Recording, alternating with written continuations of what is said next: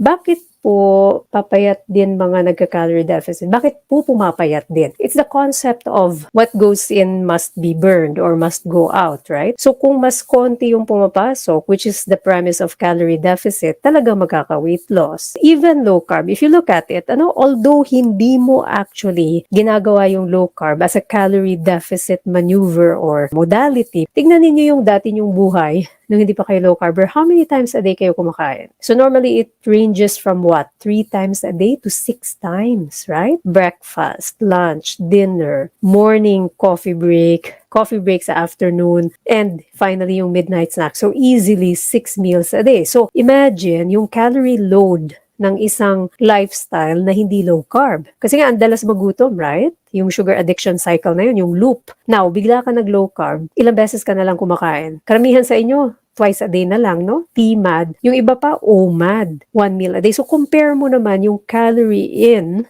ng isang tao na kumakain ng 6 na beses sa isang araw sa tao na 2 or once a day lang kumakain, much lesser. So then, in this case, may calorie deficit pa rin sa low carb, although hindi yun yung goal mo dun. You're actually looking at the net carb content. Remember, ang katawan mo, kahit natutulog ka, kahit wala kang gawin, kahit nakahilata ka lang, nagkokonsumo siya ng energy. Bakit? Kasi gumagana yung utak mo, gumagana yung baga mo, yung puso mo, right? All your body cells demand energy hanggat buhay ka. So naturally, meron kang binaburn. Kung konti na lang yung pumasok na calorie, right? Yung energy. Kasi calorie is the energy unit. Ano mangyayari? Di magfa-fat burning po tayo, maglulose tayo ng weight. Malaking pagkakaiba ang calorie deficit na nangyayari sa isang low carber versus yung isa na walang idea sa low carb. Paano? For example, may tao na low carber, ang kakainin 1 meal a day, anong kinain? Kumain ng steak, itlog, maybe may konting gulay. Ikumpara mo yung kain na yun sa isang tao na calorie deficit din, pero ito sinadya, anong kinain niya? Pipino, tsaka mga